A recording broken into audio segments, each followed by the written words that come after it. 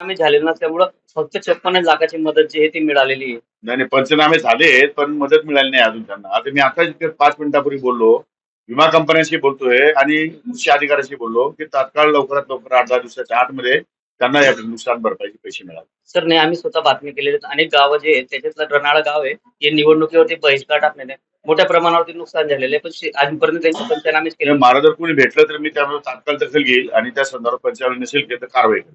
एकतर त्या बच्चू कडूंना संभाजी महाराजांचं योगदान अजून कळलंच नाही. संभाजी महाराजांचं योगदान किती मोठं आहे, किती लढाई लढल्या, सगळ्या लढाई जिंकणारा एकमेव वीर आहे.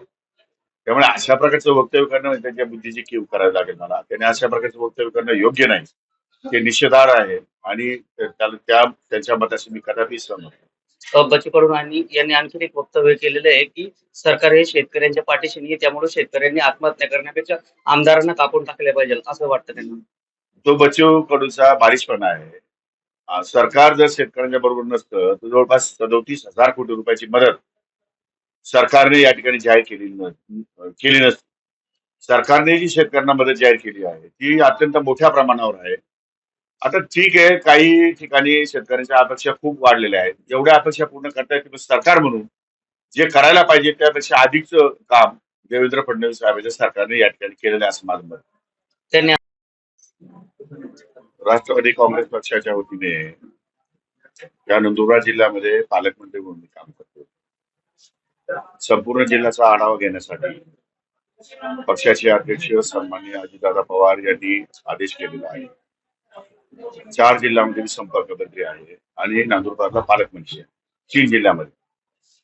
आणि अशा परिस्थितीमध्ये कार्यकर्त्यांचं मत जाणून घेणं, उमेदवारीच्या विषयी त्यांचं मतांतर जाणून घेणं यासाठी आजची बैठक बोलवली होती. मला अपेक्षेपेक्षा अधिकचा जास्त प्रतिसाद त्या ठिकाणी जाणवला आणि प्रत्येक जिल्हा परिषद गटामध्ये जवळपास 2 ते 3 उमेदवार या ठिकाणी इच्छुक दिसले.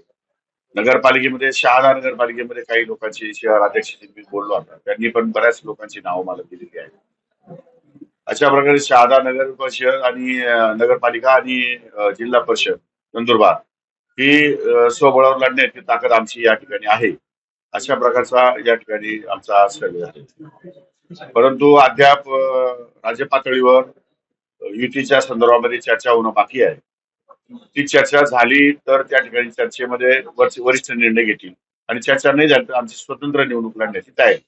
किस्सा आहे, काय विषय आहे? किस्सा विषय काही नाहीये की अजितदादाचं नेतृत्व किती आवश्यक आहे हे राष्ट्रवादीच्या सर्व आमदारांना कळलेलं आहे. आम्ही 42 आमदार विनाशर्त कुठल्याही प्रकारची कंडिशन न टाकता दादांना पाठिंबा दिलाय. एवढंच नव्हे, हे 42 सोडून द्या तुम्ही, उर्वरित त्याचे 3-4 आमदार सोडले तर जवळपास 50 आमदार हे दादांच्या विचाराचे. काही लोकांना नाईलाज असतो, साहेबांच्या बरोबर गेले ते भाग वेगळा, परंतु दादांचं गेल्या अनेक वर्षाचं असलेला कर्तृत्व, त्यांचा असलेला अनुभव, त्यांची प्रशासनावर असलेली पकड, मतदारसंघामध्ये अपेक्षित असलेली कामं कोण करू शकतं, कोण न्याय देऊ शकतं हे सर्वसामान्य जनतेला पण कल्पना आहे आणि आमच्यासारख्या आमदारांना पण कल्पना आहे. आणि जाणीवपूर्वक आम्ही सर्वांनी हा निर्णय घेतलाय की दादांच्याच पाठीशी आपण उभं राहिलं पाहिजे. जर मतदारसंघामध्ये विकास करायचा असेल, जर जनतेला न्याय द्यायचा असेल तर दादांच्या नेतृत्वाशिवाय पर्याय नाही.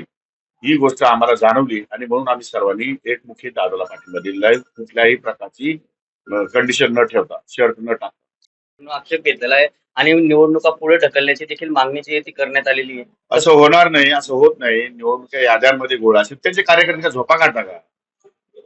कुठल्याही निवडणुकीच्या कार्यक्रमामध्ये मुदत असते.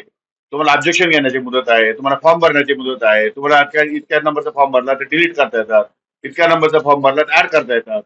एवढ्या सगळ्या सूचना निवडणूक आयोगाने वारंवार दिल्यानंतर आणि सुप्रीम कोर्टाने आदेश दिल्यानंतर हे खडबडून जागे झाले आणि आता यांना असं वाटायला लागलं की यादीमध्ये चूक आहे. अशा प्रकारचं काही नाही. आताच का बरं त्यांना जाणवलं? याच्या अगोदर का नाही जाणवलं? याच्या अगोदर त्यांचे कार्यकर्ते झोपा करत होते का?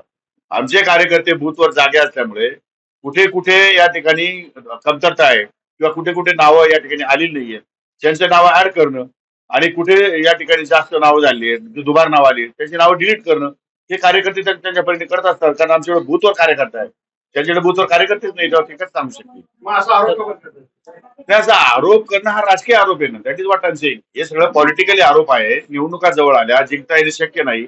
मग अशा परिस्थितीमध्ये काहीतरी आरोप करून या ठिकाणी बहिष्कार घालणं किंवा निवडणुका पुढे घालण्यासाठी आग्रह धरणं आणि आपलं वक्तव्य जाहीर करणं हे काय फार योग्य नाही. आणि या निवडणुका सन्माननीय मुख्य न्यायालय, सुप्रीम कोर्ट यांच्या मार्फत जाहीर झालेल्या आहेत. तशा निवडणुका सरकारला मागे घेता येणार नाही.